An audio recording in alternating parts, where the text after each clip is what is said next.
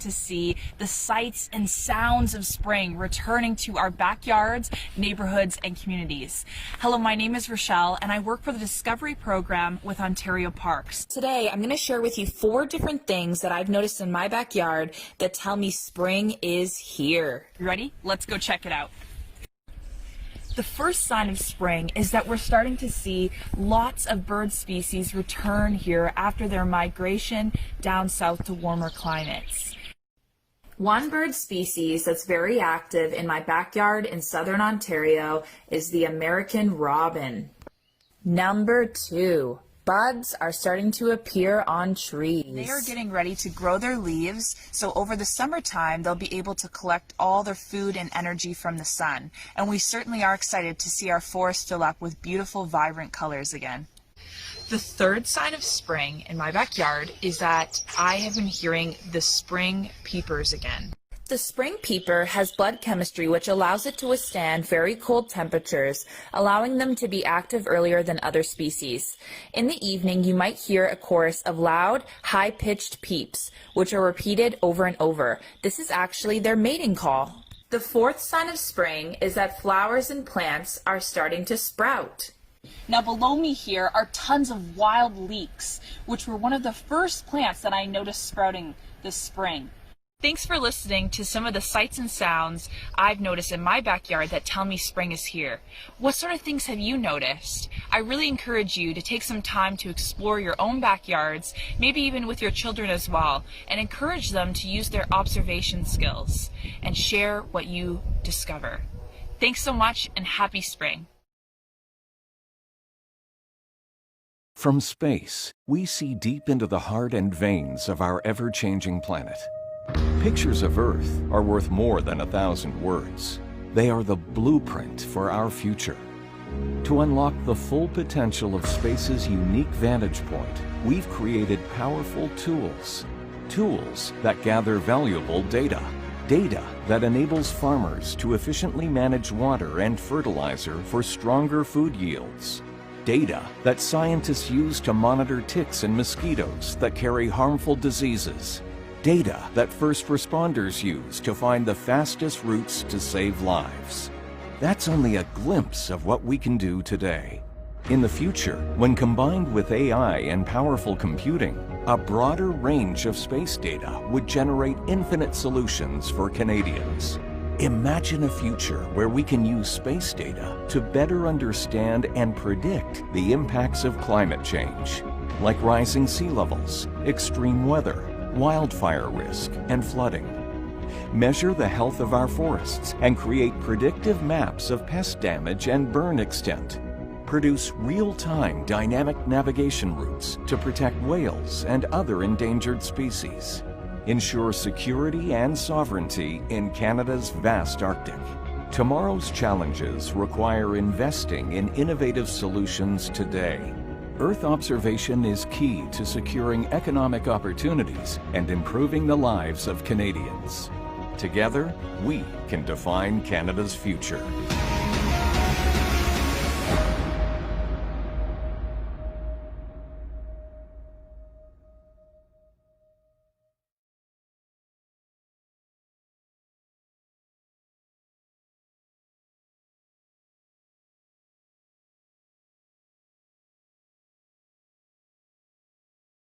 Welcome. Will there be plastic pollution post-pandemic? This is a concern raised by many. In light of the COVID-19 pandemic, where health and survival is at stake, we've had no choice but to demand personal protection equipment, and single-use plastic has witnessed a rise. But where will all this go once the crisis is over? In this context, today we will be discussing how can we integrate public health with the well-being of the planet. I'd like to welcome and introduce the panel today. We have Dia Mirza, actor, producer, UNEP Goodwill Ambassador, and UN Secretary General's Advocate for Sustainable Development Goals. Dia actively advocates for environmental and wildlife conservation and has led campaigns to beat plastic pollution. I'm also joined by João Sousa, Senior Program Officer for Marine Plastics at the International Union of Conservation of Nature. Joao is an experienced biotechnology engineer with 20 years of experience in both engineering and biotechnology. At the IUCN, he focuses on collaborative solutions to mitigate plastic debris in the world's oceans. Welcome, Joao. Andrew Almack, founder and CEO of Plastics for Change. Plastics for Change enables global brands and manufacturers to source high-quality plastic from responsible supply chains, and the company is verified by World Fair Trade Organization. Welcome. Let's start with you, Andrew. We're in the midst of a pandemic right now where health and survival is at stake. What are your key concerns? Oh, there's a lot. I think in particular, when you look at places like India, still 80 or 90% of the recycling activities are done in the informal waste economy. And the lockdown that we've been through here has really affected those daily wage earners, the waste pickers, who to begin with are already some of the poorest people in society. But then when you go through a lockdown, a lot of them just don't have any means at all. And we've, through our baseline survey that we did quite recently, we found that around 30% of these waste pickers don't even have ID cards.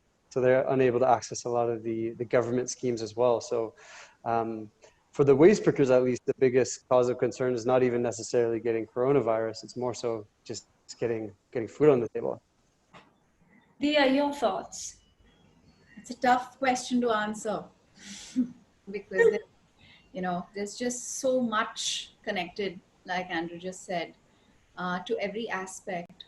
I think the primary focus right now for everyone is to find a way to reach out to those who are most affected by this situation, who are facing obviously unemployment, lack of opportunity, food, basic things that they need for survival. And while we focus on that, I think it's equally pertinent to draw the government's attention and the civic body's attention to waste management.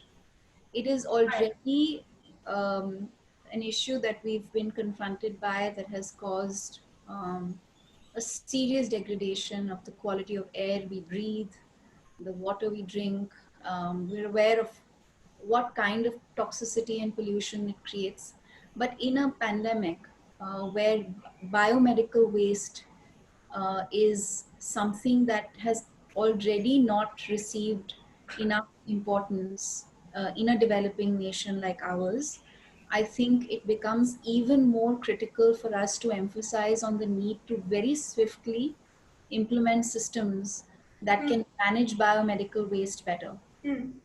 And because that is, while we are dealing with the crisis, what the biomedical waste can do is to accelerate the issue, make it even worse. So one is the whole plastic component of this waste, but the other is also the hazard to health, immediate hazard to health as well.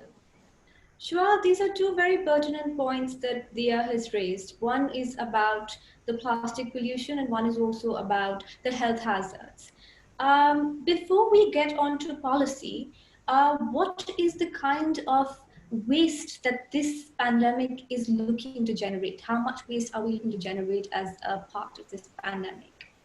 I wish I knew.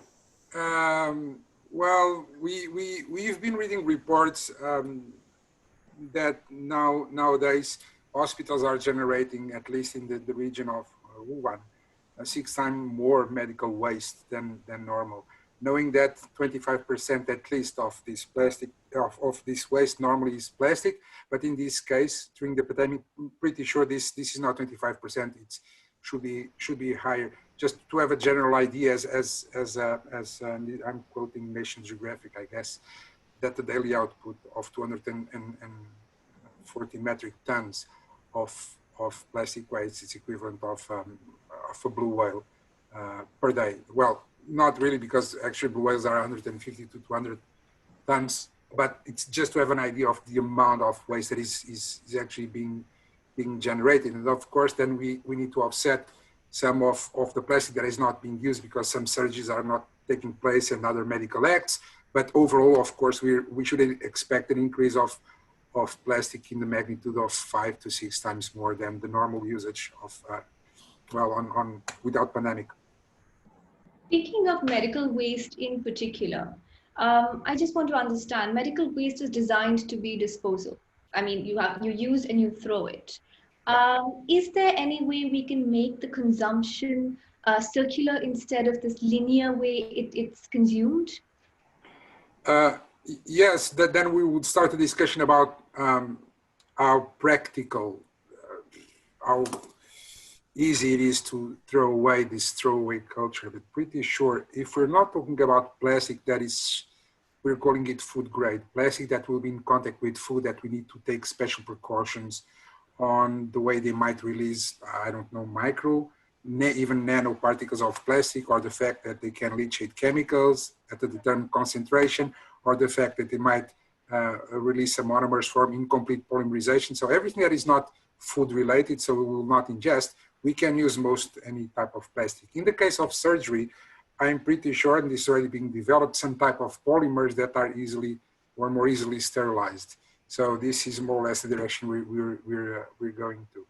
So maybe start with well, using products that are actually reusable, and if not, trying to see if we at least can use it and produce it from recycled material, because this leads to less source of virgin material, of course, and less waste.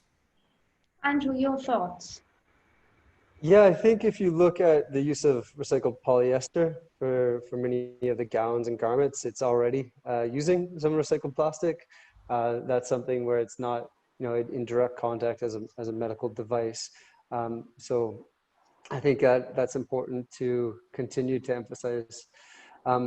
When it comes to the informal waste economy, which is where my expertise lies, in terms of picking up from hospitals directly, it's you need a special license, so the informal sector isn't able to go and actually access any of the medical waste itself.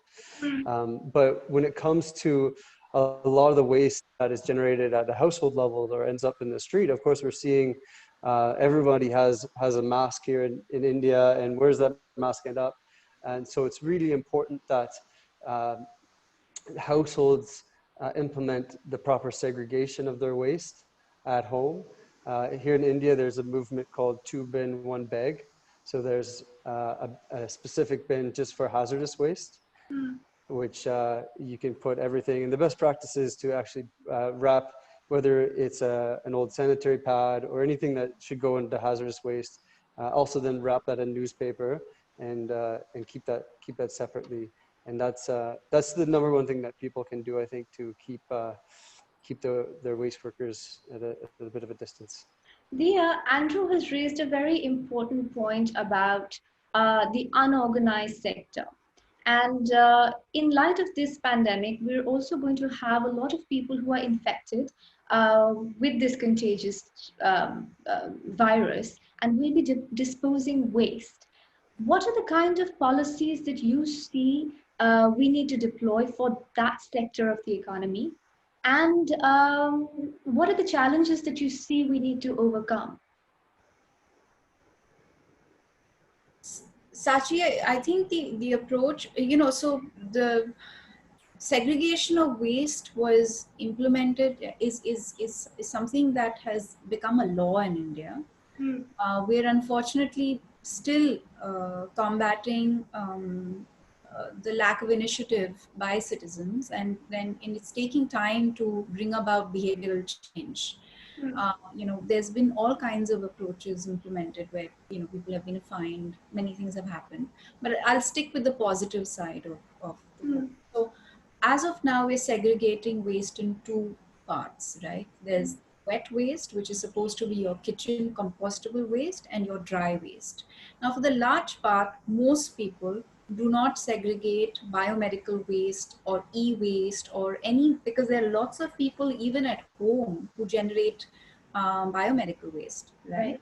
And during the pandemic, interestingly enough, there are lots of people who will be disposing of masks and gloves. A lot of people are using gloves every time they go out, and most of these gloves are single-use latex gloves. And that again generates a serious amount of waste. So I think what Andrew says about wrapping that up in a newspaper to help protect, but I'm actually very concerned about the fact that we don't really have systems in place, even now, that segregate waste the way it needs to be segregated. From the not just the point of disposal, but even the point of collection from the municipal workers. So by the time it reaches a dumping ground, it's already kind of mixed up. So even if you're doing it at source, it doesn't reach the dumping ground in that segregated manner. So even the collection trucks, the systems, there's a lot that has to change, and we are quite far from, having that implemented. So the policy exists, but it isn't as defined as it needs to be. It's very simplistic. So it needs to have now more than ever before a more defined purview of end to end of all waste. So from the point of disposal to collection to then further disposal, because then whether it goes into a circular economy or it goes into any, whether it gets incinerated, because a lot of our waste is incinerated. Right. So my hope really would be that while we're working on this, we can, mobilize a very strong movement and action on the ground, where of course we encourage human behavioral change, but we also encourage governments to implement systems that are absolutely necessary. We can't ignore this anymore. And I understand that as a developing country, there's so much crisis that we're dealing with. But we're very capable of making things happen, where we've put our mind to it, where, the private sector and the government have worked together. We've seen big change. I'll give you a positive example. Sure. The neighborhood that I live in, all the wet waste that is collected here is taken to this wonderful station that has been built that creates energy for the entire neighborhood. So all the the lighting for the streets is produced by that plant that receives all wet waste. That's so interesting. And Shwab, medical waste, like Dia said, a lot of it, I just picked on that one part where she said a lot of it gets incinerated. And the example that she gave of creating electricity from it. Yeah. Is there any way that we can further segregate these kind of plastics to reduce the amount that actually goes into landfills or is incinerated and can be brought back to into the economy and make it more circular? Yeah, that should be a principle, but this is not one single action, meaning that, for instance, if we consider the usage of biodegradable material, and a lot of people use the word without actually understanding the meaning of it, meaning that if I use a biodegradable, let's say, cup in my house, it's only good as the management system I have in place outside my house. It means that this biodegradable material needs to be collected, sorted out, and processed separately. Biodegradable, if you go to the classical definition or the one that is common standard, says that any biodegradable material that is subjected to this temperature, this humidity, and after 90 days, not more than 10% of dry weight will remain, meaning that you will have specific facilities. So just having biodegradable material that I'm using in my apartment or in my house doesn't mean anything if, well, the collection system does not take it anywhere. So obviously this is a commitment that needs to be from the user, but also from the producer and from the guy that does the logistics, the recycler, the waste manager. So it needs to be a concerted position. Even when we go to situations like we cannot recycle it, PET, and we have a lot of plastic that we have nothing to do with it, but we can either do plastic to fuel or plastic to energy directly. And this could be an option. I do not oppose to this type of option. We can discuss this if it's the most environmental sounding technology. No, it's not, but it's a problem that needs to be dealt with. Not to mention that if you realize that in some countries, 25 to 30%, and some even more, of the waste that gets to landfills, it's actually plastic, then you have a problem, because landfills in the past basically would be places where the waste would decompose naturally. Obviously, plastic doesn't decompose naturally, or if it does, takes centuries to decompose. This means that a lot of landfills around the world are getting like full. Technically, they reach their maximum capacity. So of course, the less burden you put into landfills by extracting those value materials that can be either recycled or turned into energy, well, the better for the entire system. There's a lot of individual action that can also come into effect. I mean, I do know that with awareness, growing awareness, a lot of people are refusing single-use plastic. And I think that makes a very big difference, even from the point of view of how, I mean, refusing products that are packaged in plastic. I think that makes a big difference, but it's a very small percentage of people who are able to do that. You know? Right. Because at the end of the day, if a large community of people is receiving a daily consumption product like milk in a milk packet, then they're going to find it very difficult to say no to these things. So yes, it is equally important for producers to become responsible for collection and recycling of their waste. One of the interesting trends we have seen out of this pandemic is consumer mentality towards single-use plastic. Like you said, there are people who have started moving towards not using single-use plastic, demanding more cloth bags, changing their perspective towards it. But now suddenly there seems to be a different mentality where plastic cups are coming back for health and hygiene, for sanitation. Large coffee houses are encouraging you to take the coffee mugs, the disposable ones, instead of bring your own mug. Grocery bags, they have removed the charge in the UK for grocery bags. If you have to take a grocery bag, and you're discouraged from bring your own bag. Do you see these as now rollbacks on hard-won environmental measures that people are fought for? Well, I wouldn't say roll back, but yeah, we've lost some momentum, and naturally so. I think it's a paradoxical world. While we have made some stride in helping people understand how terrible plastic waste has been for the planet in all aspects, and while there was some amount of solution that had come into effect, I think that because there is such a big fear of the virus and the fact that it's contagious right now, just most people feel safer. Which Andrew and I were interestingly discussing this morning could be a myth. Is plastic or single-use plastic relatively safer? Sorry? Is single-use plastic or using plastic right now relatively safer and helping you fight COVID? Is that a question for me? Yes. Anyone, whoever would like to take it? Well, I wish I knew. You see, there's so much we don't know, right? Today, news about research are presented as absolute truth, and always start with something like, according to one study. This is impressive.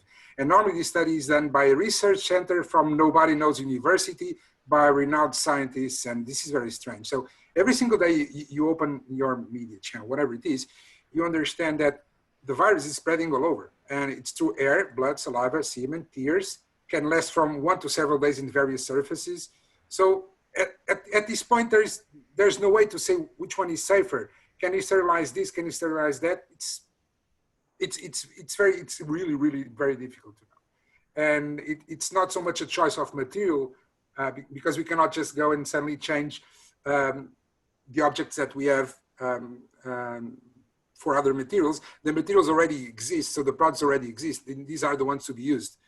Telling that this one is safer than the other one, That is a So trick then my one. question again, why is there an increase in demand for single-use plastic then? Because of the fear psychosis, Sachi. It's a vicious cycle. I mean, Hmm. Yeah. people are just afraid right now.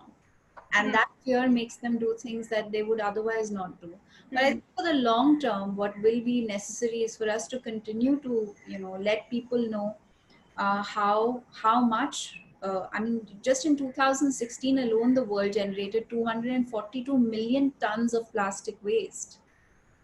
That's equivalent to about 24 trillion or 500 milliliter 10-gram plastic bottles. Now, the sad thing about the plastic waste that we generate is that most of it has nowhere to go.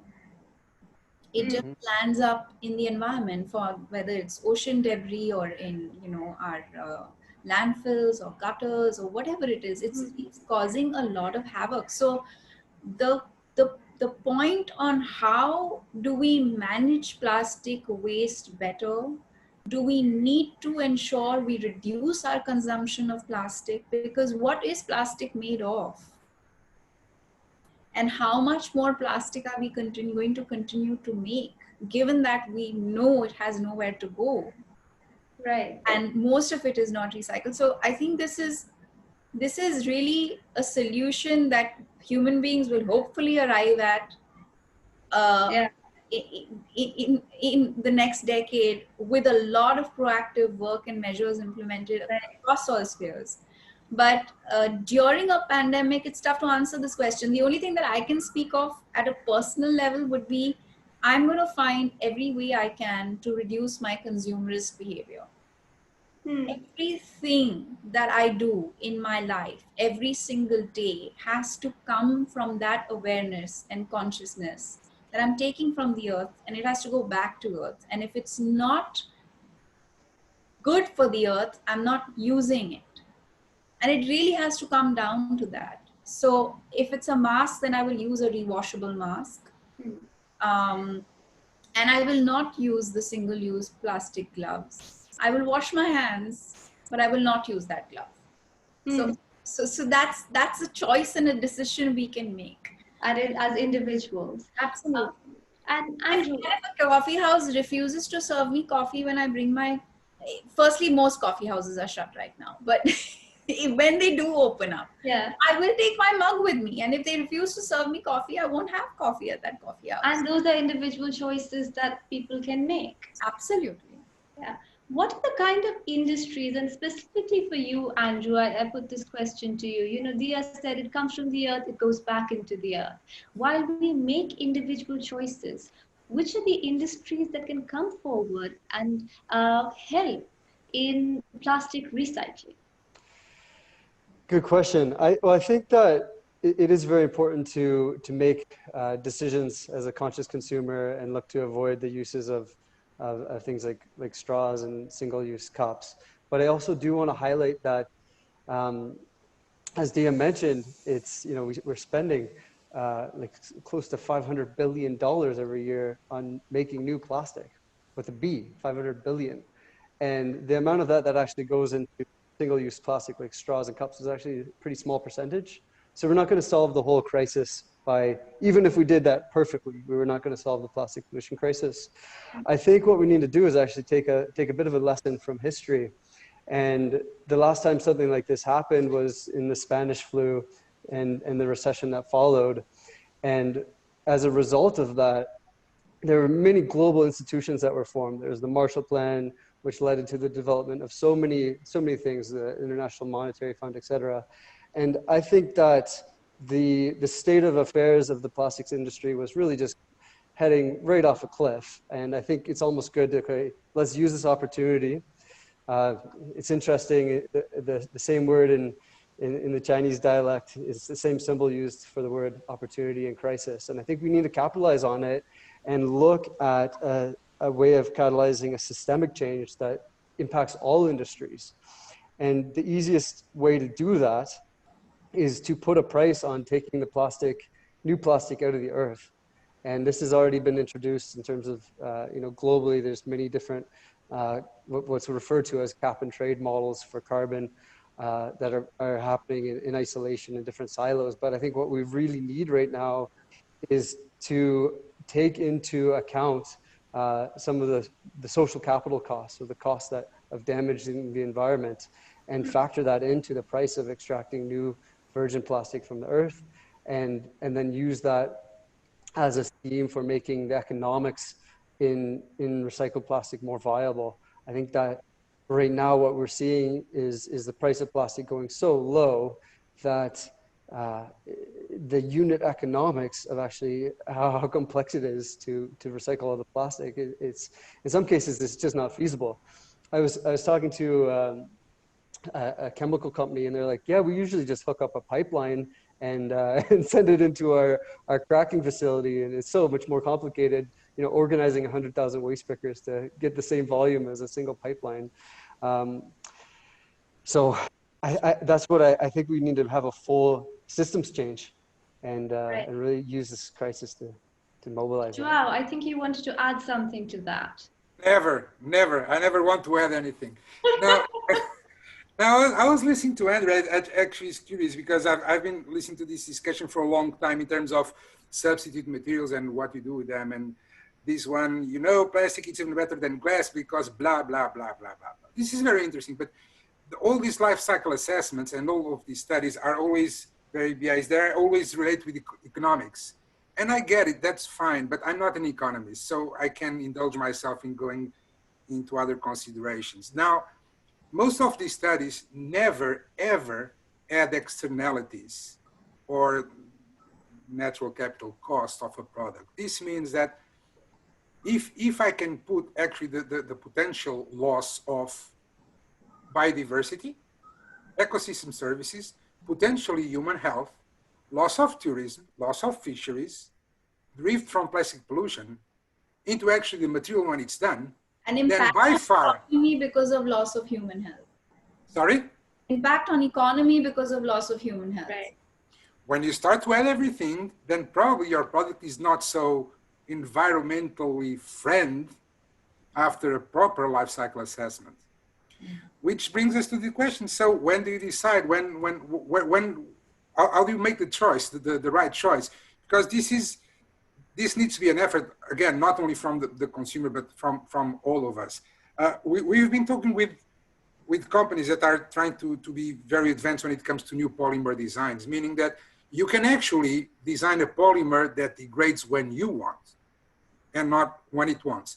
Now, the difference is because it needs a lot of investment. And as Andrew was saying, that it's far easier and cheaper, to say replacing easier for cheaper, to just put a pipeline and supply my petrochemical industry, my cracking industry to do whatever I want, instead of having 500 waste speakers all organized and cleaning the plastic and supplying the plastic, whatever it is.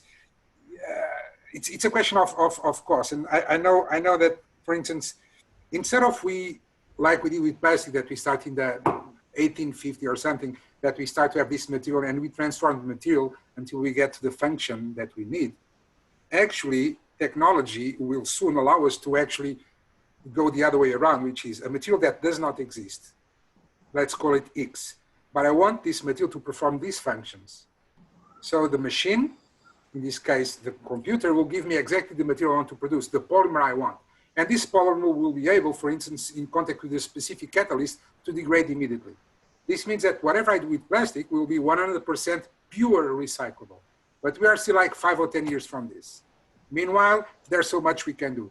And a lot of companies can do this. And I've been talking with companies from plastic producers to tires that, of course, technically they're not plastic. They're styrene, butadiene rubber. It's a polymer, but it's not plastic. It's an elastomer. But still, the degradation or the abrasion of tires behave the same way as plastic. So we consider them as microplastics in terms of the impacts that they can cause. So a lot of work needs to be done in terms of technology. But I'm already drifting a bit from the original question. That brings me to the next question. And, when we put the question out to the public and ask them, what are the kind of questions that you would like to ask about better alternatives? Of course, technology was one thing that came, and they wanted to know what are the other alternatives which can be functionally the same as plastic, but could be better for the environment right now. I would be a rich man if I could answer that. Andrew, do we have anything right now? Well, I mean, there's various types of bioplastics that I could go into some detail on, but I think there's something that can be scalable. I think you still have to look at the use of recycled plastic until we're not producing the 200 or the $500 billion worth of new plastic every year. We still need to try to get that plastic cleaned up and not just ending up in all the places we don't want. And I think that because a lot of the fast-moving consumer goods sectors are very price sensitive, that there's no bioplastic that will come in at a price point that will be widely adopted. It'll have to be through legislation. And I think if you're doing something like that, it might not be the right legislation. I think we should focus on getting and I think correct recycling. I'm wrong, but I think only less than 10% of plastic has ever been recycled. Yeah, I mean, it's 2020. I think recycling rates are still only 9% globally. In India, the big fact that really needs to be considered in context here is that the State Pollution Control Boards estimate that 40% of the waste doesn't get collected at all. So forget about having like a treatment plant for some type of bioplastic. If 40% of the waste is not collected at all, so like we need to address the root cause of the problem. And that's where implementation of policy you mentioned there was lacking. And the other, I think one policy that is completely directly linked to what you've been talking about so far is extended producers' responsibility. While we've been trying to get that policy moving in India, we still haven't arrived at a policy that everybody is in agreement with. But it's going to be a policy that is going to definitely define the way every state treats their waste. The producers have a very big stake in that effort. The other problem with a lot of the waste that does get collected is the multi-layered aspect of it, which again makes it difficult to recycle or kind of introduce back into circular economy. So that's another aspect that we really need to define within the extended producers' responsibility for companies to understand that if you're selling a packet of wafers, it cannot have 3 layers of packaging on it. That makes it impossible for anybody to upcycle, recycle, downcycle, do anything with it. Am I wrong, Andrew? No, I couldn't agree more. I was at the store the other day, and there was a coconut, and it was wrapped in 4 different types of plastics. There's the lid, there's the PET bottle, there's the wrap around the bottle, and then there's the wrap around the case. And it's like, it's a coconut. How does it have 4 different types of plastic? And then even the mango had another 2 types of plastic. The styrene covering it, and then a shrink wrap. There's only one word for this. It's disgusting. And it's scary. This will not change until, and you see now, not only with the pandemic, but every time you have a crash in oil and gas prices, basically recycled plastic market falls down, as you know, Andrew. So it's highly dependent and shouldn't be. One of the things that actually should be taking place is that you devise policies, which is very difficult worldwide to implement this, where a specific policy is designed by plastic products producers, that they can produce whatever they're producing in plastic, like a pen, like a cover of a mobile, whatever it is, as long as they introduce 10, 15, 20, 25, and increasing per year content of recycled plastic. Even public procurement in ministries, in national governments would say, our procurement will have to have a small line saying that we will give a majoration of 5% if the content of plastic is recycled plastic up to 25%. And this would increase according to years. This is the only way to actually have a boosting market for recycled plastic. And this is the only way to close the plastic tap at one point. Because I keep saying, and this is the name of our program at IUCN, Close the Plastic Tap, because we still understand, and for us, there's no point on going cleaning whatever it is, As long as you don't close the tap, it does make sense. You close the tap first, you stop the leakage, and then you do something if you can, mitigation. But until then, you need to close the tap. And one of the ways to do this is not saying to people, you cannot use plastic anymore. Yes, you need to use plastic. It's a fantastic material, but use it wisely. It's always a question of, let's say, geographic location. I always say this, simplifying. Water is nice in my cup. Water is not nice inside my TV screen. Plastic is the same. Keep it outside where it shouldn't be. But plastic is still a fantastic material. It's my view. I couldn't agree more with the policies to increase the use of recycled plastic, and it needs to be ramped up over time, especially if you look at dividing it by industry sectors and saying that if you're in this, it's already happening in places like California. If you make, say, a laundry detergent bottle in California, you have to use a certain amount of recycled plastic, and it creates a level playing field, right? Because the consumer goods industry is so cost sensitive. We need to have a level playing field for the Unilever and the Procter & Gamble competing on that same little margin for selling, in this case, laundry detergent. There needs to be a penalty for not using recycled plastic. And the other word for this is cap and trade, which is maybe not the right branding, but essentially that. And it should be rolled out across industry segments. And so if your sachet pack isn't using recycled plastic as well, the penalty for that segment is more than the ones where it's being used aggressively. Yeah, you can have even tax deductions on your products if they have higher content of recyclable products, meaning that you can put it in the market for a lower price. Because at one point, if some states are already heavily subsidizing extraction and transformation of oil products, at the other hand, you're not subsidizing let's say the front runners, the champions that could actually provide some of the solutions. This is kind of awkward. So there's a lot of policy work that needs to be done in this area. Right. And a lot of implementation work also, like Thea mentioned. On concluding thoughts, what is going to be the new normal for both public health and the planet? Thea. Yeah, first, yes, exactly. Well, I think we will have to become even more determined and even more resolute about defending and protecting the planet. There is a lot of work to be done. I think in many ways, this pause that the world has witnessed has given us all the opportunity, and for all of those who had just stopped seeing and noticing things that were really essential for our survival, Right. have had the opportunity to notice those things and discover those things. And I also think, like, for example, clean air. 14 of the most polluted cities, 21 out of 21 of the most polluted cities, 14 are in India. And I think all 14 cities have, during this pause, witnessed cleaner air than we have. Delhi especially. I'm from the most polluted city probably in the world. It's unimaginable, right, for most people.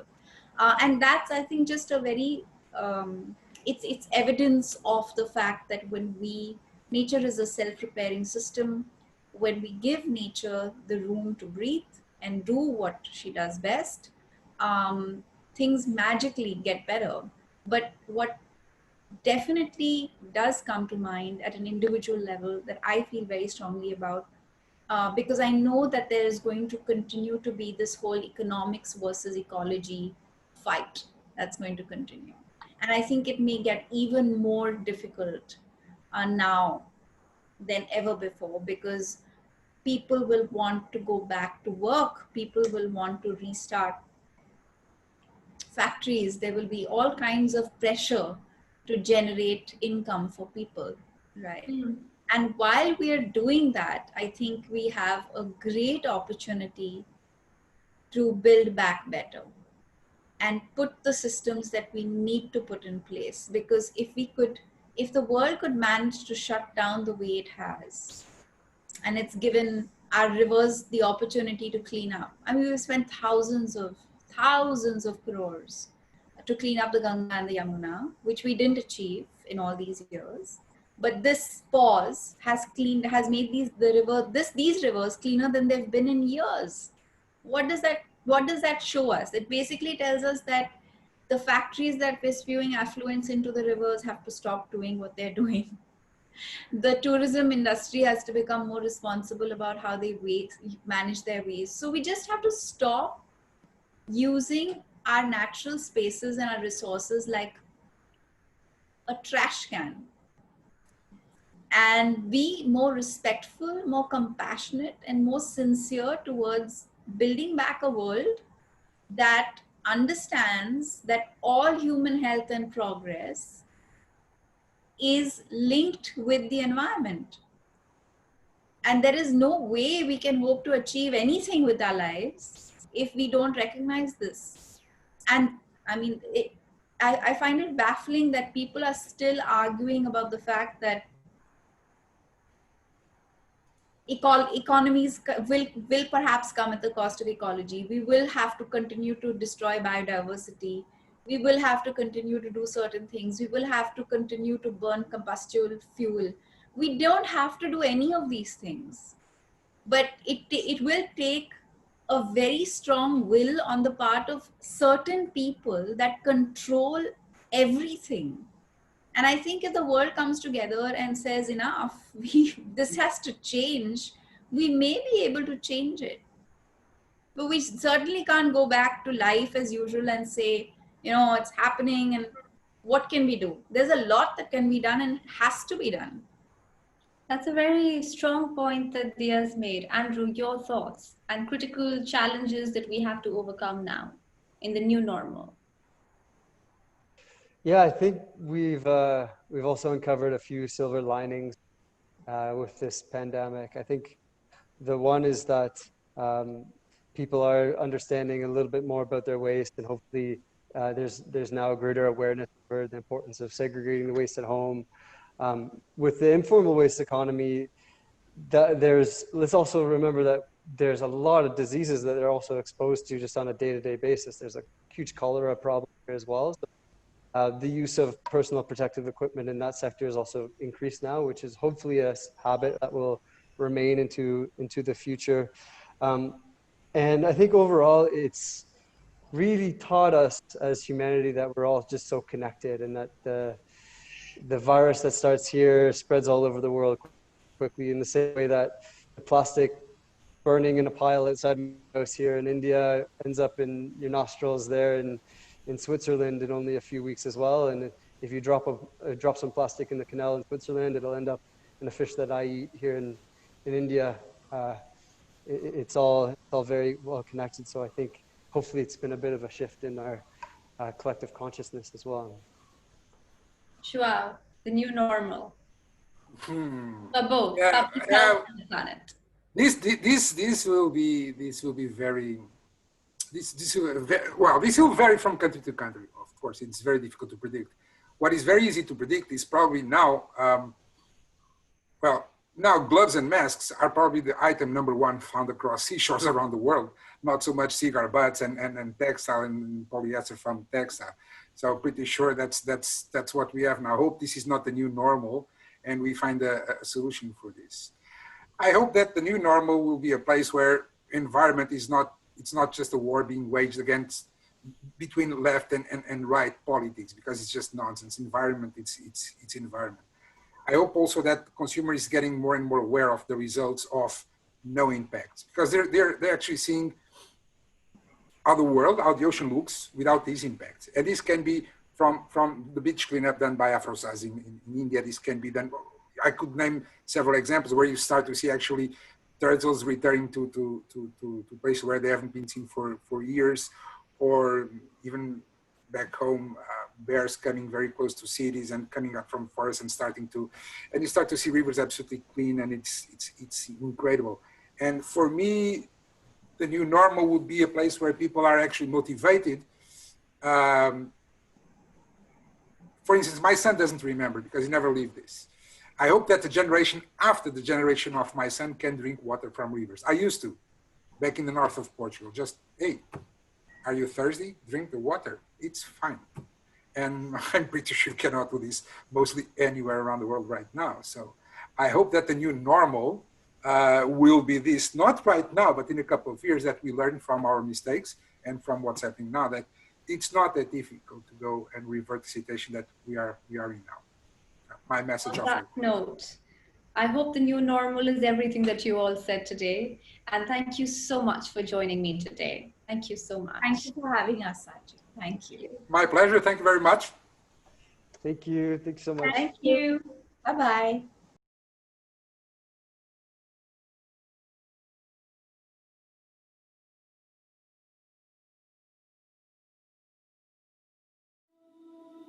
What is normal now? Is it 4 months of back-to-back rains?